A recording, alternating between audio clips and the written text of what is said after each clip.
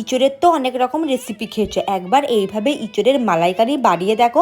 ভাত বা রুটির সাথে খেতে সত্যি বলছি অপূর্ব হয়। প্রথমে কড়াই গরম করে তেল দিয়ে দিয়েছি, তেলটা গরম হয়ে গেলে দারচিনি, ছোটো এলাচ, তেজপাতা ফোড়নটাকে ভালো করে ভেজে পেঁয়াজটাকে ভালো করে ভেজে নিতে হবে। পেঁয়াজটা ভাজা হয়ে গেলে আদা বাটা দিয়ে ভালো করে নাড়াচাড়া করে কাঁচা লঙ্কা বাটা দিয়ে ভালো করে ভেজে নিতে হবে। ভাজা হয়ে গেলে জিরে গুঁড়ো, হলুদ গুঁড়ো, কাশ্মীরি লঙ্কা গুঁড়ো দিয়ে মশলাটাকে ভালো করে কষিয়ে নিতে হবে।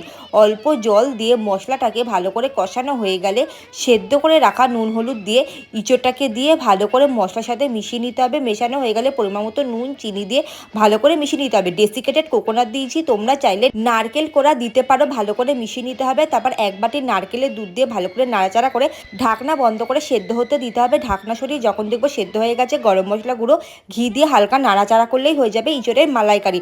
অবশ্যই বানিও, কেমন হয়েছে জানাতে ভুলো না। লাইক, কমেন্ট, সাবস্ক্রাইব, শেয়ার করতে কিন্তু তোমরা একদম কিন্তু ভুলো না।